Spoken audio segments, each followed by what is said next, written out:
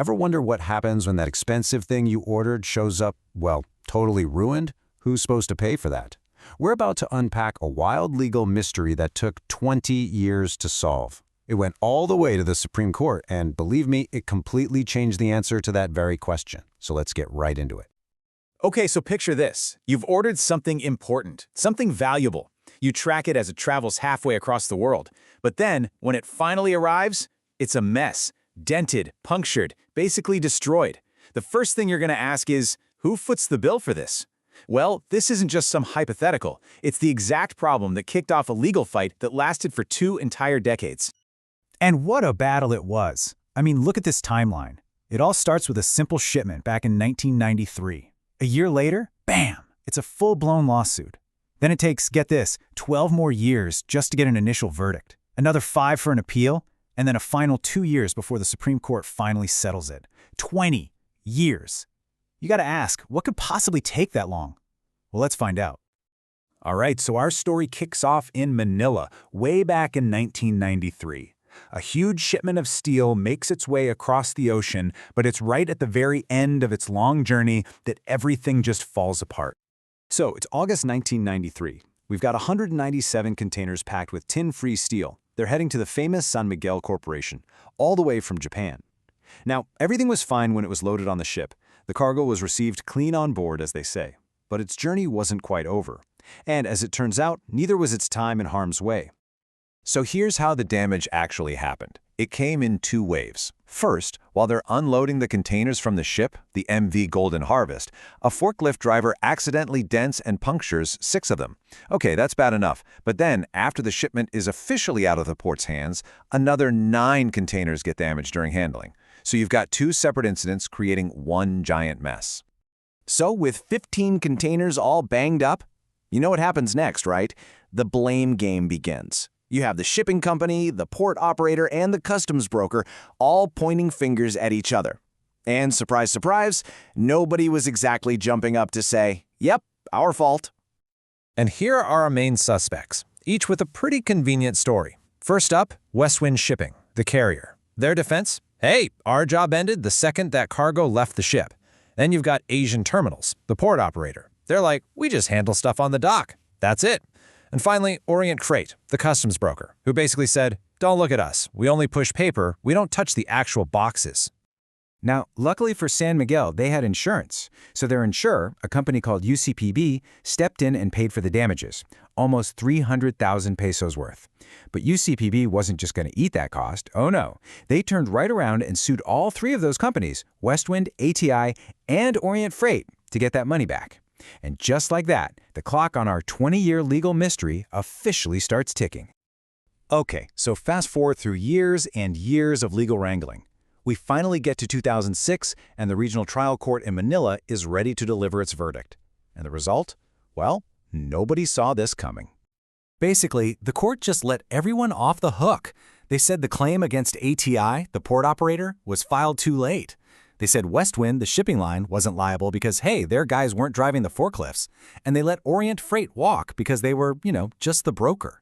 So after 13 long years, the big answer to who pays was absolutely nobody.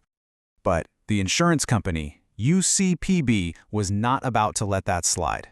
No way. They appealed the decision, and 5 years later, this whole case takes a massive, dramatic turn. I mean, look at this. It's a complete 180. The Court of Appeals takes a look at the exact same set of facts and comes to a totally different conclusion. They say, yes, Westwind Shipping, you are liable for those first 6 containers, and then they point to Orient Freight and say, and you are liable for the other 9. Just like that, 2 of our main suspects were suddenly right back in the hot seat. So now you've got 2 different courts with 2 completely opposite rulings. There's only one place left for this thing to go. The top. The case gets kicked up to the Supreme Court for the final, definitive word on who was really, truly responsible. Now, to really get what the Supreme Court was thinking, we need to wrap our heads around a super important legal term, common carrier. You might think that just means a big shipping line or a trucking company, but it's way broader than that. The law basically says it's any person or company that's in the business of transporting stuff for money. It's a really wide net, and as you're about to see, that becomes the key to this whole case. And here's the kicker. These common carriers are held to this incredibly high standard called extraordinary diligence. This is not your everyday, be careful kind of thing. We're talking about the highest possible standard of care. In fact, the law basically assumes that if your cargo gets damaged, it's the carrier's fault. They are presumed negligent, and the burden is on them to prove they did absolutely everything in their power to keep it safe. So this all boils down to two huge questions that the Supreme Court had to answer. Number one, who in this whole mess actually counts as a common carrier? And number two, when exactly does that super high duty of extraordinary diligence finally end? All right, first up, Westwind Shipping. The court was crystal clear here. They said a carrier's duty is non-delegable. What does that mean? It means you can't just hire some other company to unload the cargo and then wash your hands of the whole thing. Nope. The court said, legally speaking, that cargo is still your responsibility until it is safely and completely discharged. So, the Supreme Court's ruling was simple. Westwind's duty of extraordinary diligence was absolutely still in effect when those first 6 containers got damaged. It didn't matter one bit who was actually driving the forklift. It was Westwind's job to make sure it was done safely. Bottom line, they were liable. Okay, but now comes the biggest bombshell of the entire case. Remember Orient Freight, the customs broker who said they only handled paperwork? Well, the court looked at them and pointed to the law, which says it doesn't matter if carrying goods is your main business or just something you do on the side. If you're involved in transporting goods as part of your business, period, you are a common carrier. And get this, it was Orient Freight's own witness who admitted that, yeah, they offer cargo forwarding services, which includes delivering stuff to the final destination. That was all the court needed to hear. The moment they agreed to get those goods from the port to the warehouse, boom, they became a common carrier, and they were held to that same high standard of extraordinary diligence. They were on the hook for those other 9 damaged containers.